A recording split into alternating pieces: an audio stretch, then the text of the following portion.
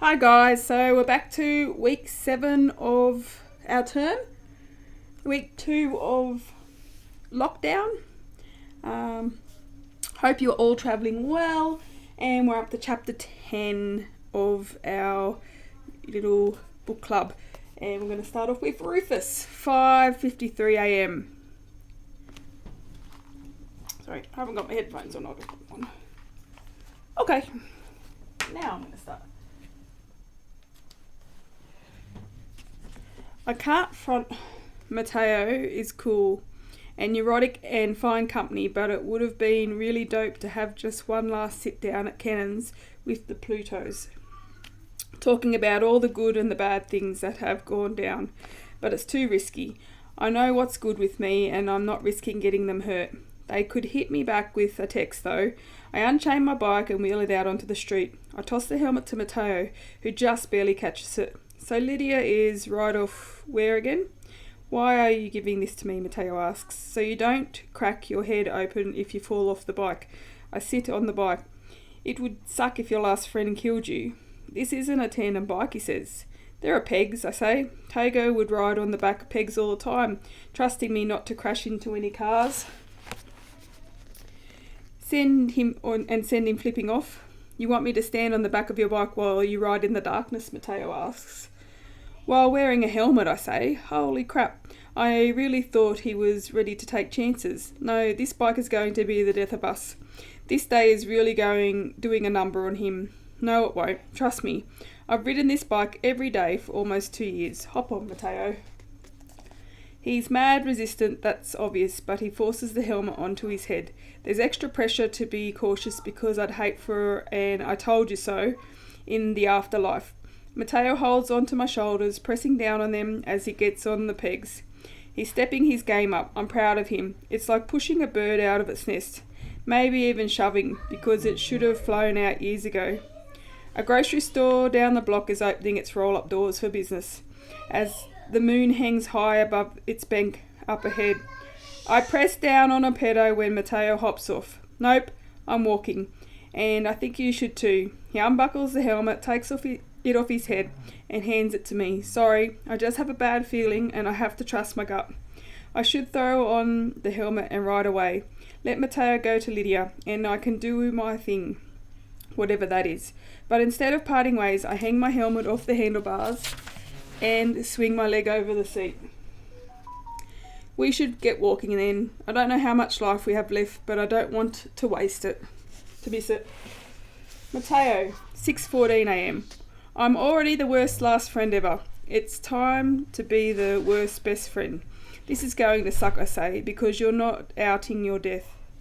I'm not dead yet. I turn the corner and Lydia's apartment is a couple of blocks away. And no, the sky is finally lightening up. The orange haze of my final sunrise ready to take over. Lydia was destroyed when we found out her boyfriend, future husband person, was dying. He never got to meet Penny. I take it Penny is their daughter, Rufus says. Yeah, she was born a week after Christian died. How'd that go? The call, Rufus asks. If that's too personal, you don't have to tell me. My family getting their call was a nightmare, and I'm not a big fan of talking about that either. I'm about to trust him with this story as long as he promises not to tell anyone, especially not Lydia, when I realise Rufus will die with this story. Short of him gossiping in some afterlife, I'm safe to tell him anything and everything. Christian was travelling to Pennsylvania to sell these weird daggers and swords he inherited from his grandfather to this collector. Weird daggers and swords tend to sell for mad bank, Rufus says. Lydia didn't want him to go because she was having all this hysteria freakouts, but Christian swore the money would be worth it in the long run. They could buy a better crib, diapers and formula for the next couple of months, and clothes. He took off, stayed overnight in Pennsylvania, and woke up around 1-something to the alert. My chest tightens, reliving this, all the tears and screams. I stop and rest against the wall. Christian tried reaching Lydia, but she slept through everything. He texted her every minute he could. He hitchhiked there with a Decker truck driver, and they both died trying to get back to their families in the city. Holy crap, Rufus says. There was no consoling Lydia. She obsessively read Christian's final frantic tests and hated herself for not waking up to any calls. There was a chance for her to see him one time through the Veil, a video chat app that drains batteries quickly, but also creates a stronger personal hotspot for anyone who's somewhere with weak service. Like a decker on a highway heading home, and she missed those invites too. I don't know if it's true, but the way Lydia spoke about Penny in the beginning sounded like she resented her for wearing her out so much toward the end of her pregnancy that she slept through her boyfriend's final hours. But I know she was grieving and doesn't feel that way now. Since then, Lydia dropped out of high school to take care of Penny full-time in a small apartment with her grandmother. She's not very tight with her own parents, and Christian's parents live in Florida. Her life is changing enough without throwing a goodbye into things. I just want to see my best friend one last time. That's brutal, Rufus says. It was, coming from him. It means a lot. Let me call her. I'll walk a few feet away, giving myself some privacy. I hit call. I can't believe I won't be there for Penny if something fatally strikes Lydia, but I'm also pretty relieved I'll never have to live through Lydia receiving the call. Mateo, Lydia groggily answers. Yeah, were you sleeping? Sorry, I thought Penny would be awake by now. Oh, she is. I'm being Mum of the Year by hiding under my pillow while she talks to herself in the crib. Why are you awake at arse o'clock? I wanted to see my dad. I'm not lying, after all. Can I come over for a bit? I'm in the area. Yes, please. Cool. See you in a bit. I hail Rufus over and we walk to her apartment. It's in the kind of projects where the superintendent sits on the stoop reading a newspaper when there's clearly more work that can be done, like mopping and sweeping the floor, fixing the blinking lamp in the hallway and setting up mouse traps. But this doesn't matter to Lydia. The breeze she gets on rainy evenings charms her, and she's taken a liking to her neighbour's cat, Chloe, that wanders the halls and is scared of mice. It's home, you know. I'm going up alone, I tell Rufus. You'll be okay down here? I'll be fine. I should call my friends anyway. They haven't responded to anything since I left. I won't be long, I say, and he doesn't tell me to take my time. I run up the stairs, nearly falling face first on the edge of a step before I catch myself on the railing, hovering an inch away from what could have been my death. I can't rush towards Lydia's company on my end day. That urgency can, and almost did, just kill me. I reach the third floor and knock on her door. Penny is screaming from inside. It's open.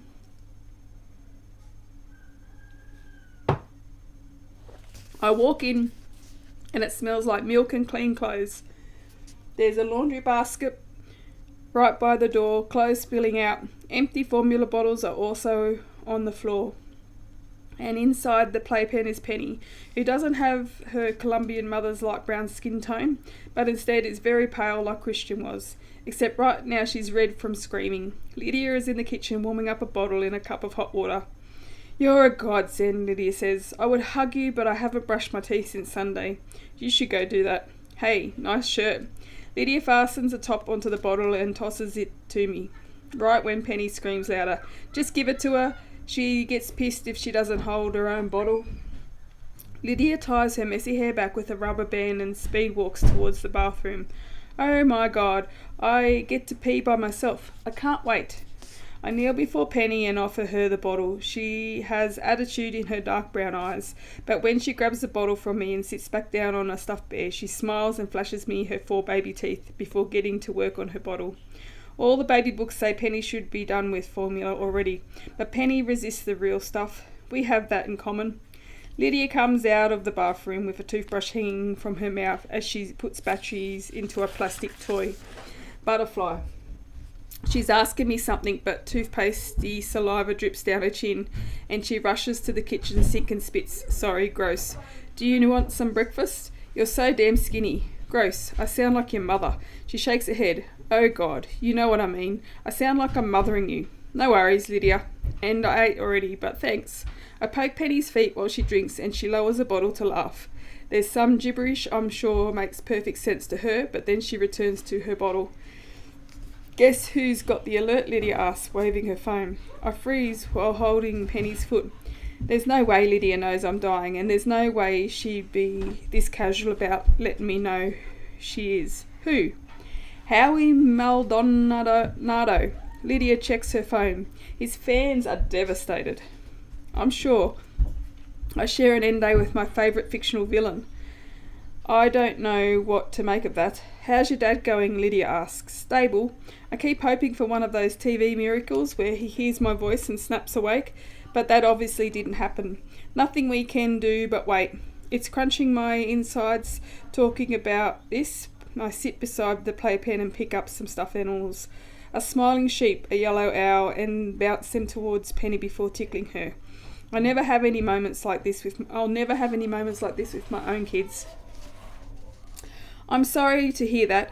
He'll pull through though. Your dad is badass. I keep telling myself he's just taking a nap from all that badassness.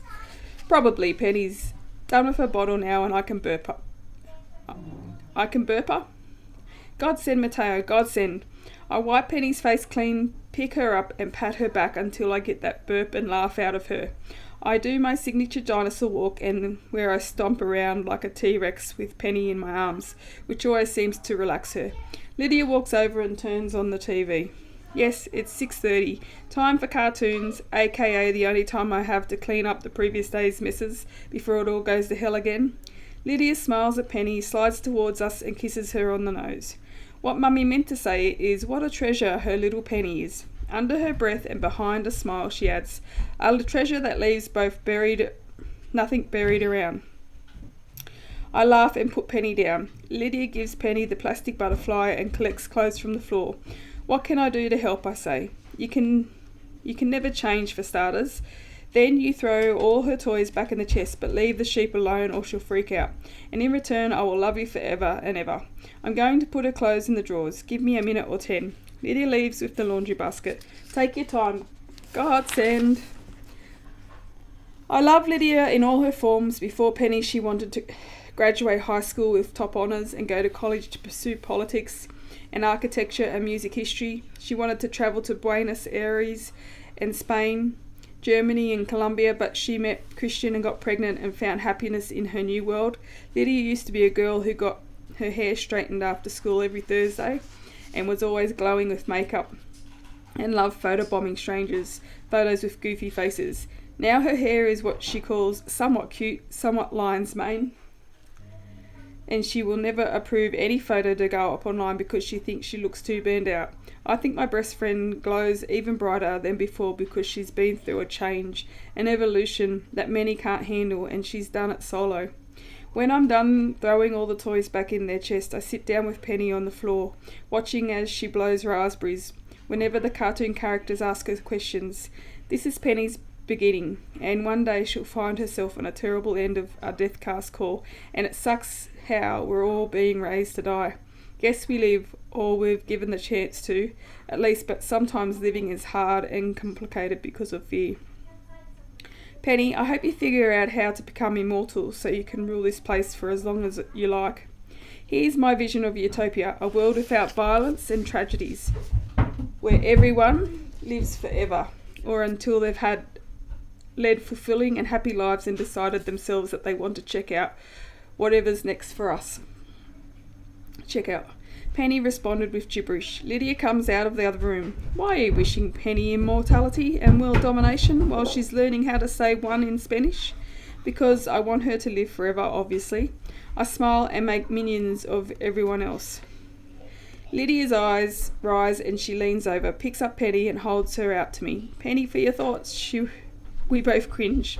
That's never going to be funny, is it? I just keep going for it, hoping that the next time will be it, but no. Maybe next time, I say. Honestly, you don't even have to give me your thoughts. If you want Penny, you can have her for free. She flips Penny around and kisses her eyes and tickles her armpit. Mummy meant to say that you're priceless, little Penny. Then she mutters, the priciest, priceless little penny ever. She sets Penny back down in front of the TV and continues cleaning. The relationship I have with Lydia isn't the kind you see in the movies, or maybe with your own friends. We love each other to death, but we don't go around talking about it. It's understood between us, and words can sometimes be awkward, even when you've known someone for 8 years. But today I have to say more. I prop up a framed picture of Lydia and Christian that was tipped over. Christian has got to be crazy proud of you, you know. You're a Your penny's shot at happiness in the world, and that makes cheap promises and has no guarantees and doesn't always reward you who never did wrong. It's like the world will just as easily screw with a good person as it will a not so good one, but you devote your days to something else selflessly anyway. Not everyone is programmed like you. Lydia stopped sweeping. Mateo, where is this random flattery coming from? What's going on? I carry a bottle of juice over to the sink. Everything's okay, and everything will be okay. She'll be okay. I should probably head out in a bit. I'm tired. I'm not lying. Lydia's eyes twitched. Before you go, could you help me with a couple more chores? We move silently through the living room. She scrubs oatmeal off a pillow and I dust her air conditioner. She collects cups and I arrange all of Penny's shoes at the door. She folds laundry, peeking over at me, while I break down some diaper boxes. Could you take out the garbage, she asks, her voice cracking a little. Then I need help assembling that little baby bookcase you and your dad got Penny. Okay, I think she's catching on. I place the envelope of cash on the kitchen counter when she leaves the room. Even as I grab the trash bag out of the bin, I know I won't be able to return. I step out into the hallway and throw the bag down the chute. If I go back in, I'll never leave. And if I don't leave, I'll die in the apartment, possibly in front of Penny, and that's not how I want to be remembered. Rufus's approach is really smart and thoughtful. I pull out my phone and block Lydia's number so she can't call or text me to come back. I feel nauseous and a little dizzy, slowly making my way back downstairs. Hoping Lydia understands and hating myself so much, I race down the stairs faster and faster. Rufus, 6:48 a.m. Who put down $10? I'd find myself on Instagram on my end day because you're now $10 richer. The Plutos still haven't responded to a single text or phone call. I'm not freaking out too hard because they're not deckers, but damn. Could someone at least let me know if the cops are still on my ass or not? My money's on everyone being passed out. I'd nap too if you put a bed in front of me. A chair with armrests would work as well. Definitely not this lobby bench that could seat 2 people max. I'm not about to rest feeder style. That's not me. I'm scrolling through Instagram expecting to find a new post from Malcolm's accountant at Anthony012, but there's been nothing since 9 hours ago when he uploaded that unfiltered photo of a Coca-Cola bottle with his name on it. He's Team Pepsi in the World War of Pepsi versus Coke, but he was so happy seeing his name on that in that bodega fridge that he couldn't resist. The caffeine only got him more hype before the fight. I shouldn't call that thing with Peck a fight. Peck couldn't even get a swing on me with the way I pinned him. I'm texting Amy an apology even though I only half mean it because her little shit boyfriend unleashed the cops on me at my own damn funeral. When Mateo comes running down the stairs at a dangerous speed, he's bulleting to the front door and I catch up with him. His eyes are red and he's breathing hard like he's fighting back a serious cry. You good? He's not. That was stupid to ask.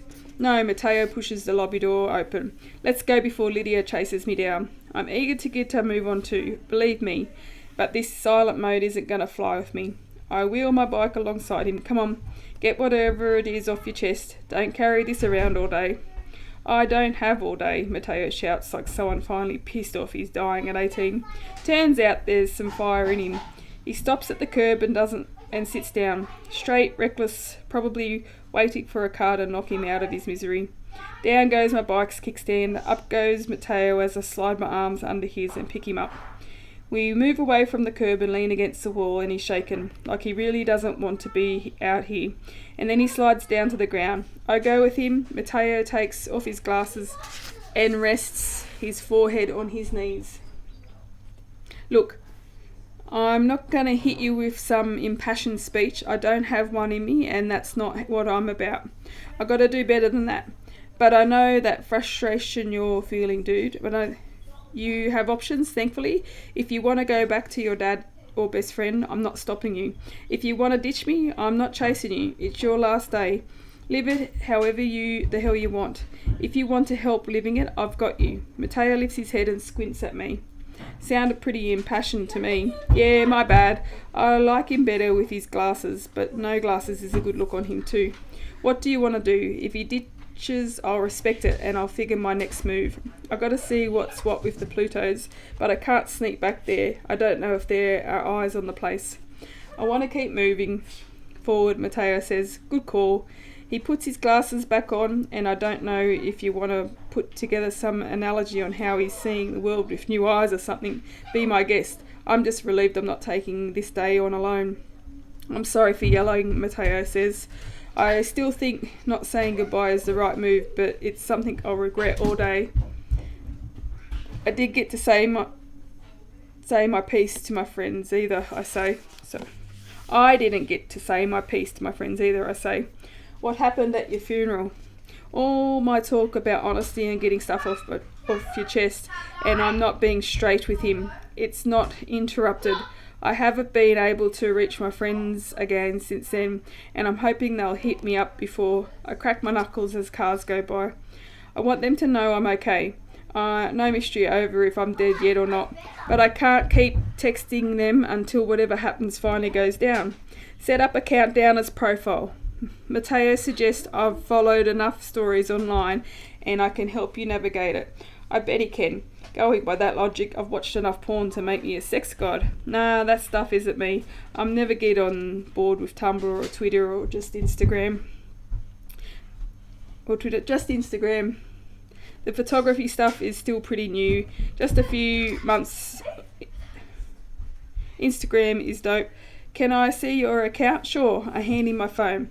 My profile is public because I don't care if some stranger stumbles onto it, but it's crazy different watching a stranger scroll through my photos. I feel exposed, like I'm stepping out of the shower and someone is watching me wrap a towel around my boys. My earlier photos are pretty amateur hour because of bad lighting, but there's no edit button and that's probably for the best. Why are they all in black and white? Mateo asks. I got the account a few days after I moved into the foster home. My boy Malcolm took this one photo of me. Look, I scoot closer to him and scroll down to my first wave of photos, self-conscious about my dirty fingernails for half a second before no longer giving a shit. I clicked the photo of me sitting on my bed at Pluto with my face in my hands. Malcolm is credited photographer, and it was my third or fourth night there. We were playing board games and I was freaking out in my head because I was feeling guilty for having a decent time. Nah, kill it. I was having mad fun. That's what made it worse. I walked away without a word and Malcolm hunted me down because I was taking too long and he captured my breakdown. Why? Mateo asks. He said he liked tracking a person's growth and not just physically. He's hard on himself but he's smart as hell. But for real, I kicked Malcolm in his giant knee when he first showed me that photo weeks later. Creep. I keep my photos in black and white because my life lost colour after they died. And you're living your life but not forgetting theirs, Mateo asks. Exactly. I thought people got on Instagram just to be on Instagram. I shrug. Old school. Your photos look old school, Mateo says. He shifts, looking at me with wide eyes. He smiles at me for the first time and this is not the face you see on a decker. You don't need to be the countdowners app. You could just post everything here. You can create a hashtag or whatever too, but I think you should post your life in colour. Let that be how the Plutos remember you. The smile goes away because that's the nature of today. Forget it, that's stupid. It's not stupid, I say. I actually really like this. The Plutos can revisit the times I live with them in black and white like a cooler history book, and my end day will have its own unfiltered contrast. Can you take a pic of me sitting here in case it's my last post? I want everyone to see me alive. Mato smiles again, like he's the one posing for the photo. He gets up and points the camera my way. I don't pose, I just sit there with my back against the wall, in the spot where I'm convinced my last friend to keep adventuring, and where he gave me the idea to add some life to my profile. I don't even smile. I've never been a smiler, and starting now feels off. I don't want them to see a stranger. Got it, Mateo says. He hands me the phone. I can take another if you hate it. I don't care about the photo approval. I'm not that into myself. The photo is surprisingly dope though. Mateo caught me looking sad and proud all at once, like my parents looking the day Olivia graduated high school, and the front wheel of my bike makes a cameo too. Thanks, dude. I upload the picture unfiltered. I can consider captioning it with #NDay, but I don't need fake sympathetic. Oh, no, RIP. Comments or trolls telling me to rest in pieces. The people who matter the most to me know, and I hope that they remember me as I was and not as the guy who punched in someone's face earlier for no good reason. Okay, and that's where we'll stop today. Thank you very much. Hope you're enjoying the book. Hope you're all okay, and I will see you soon. Bye.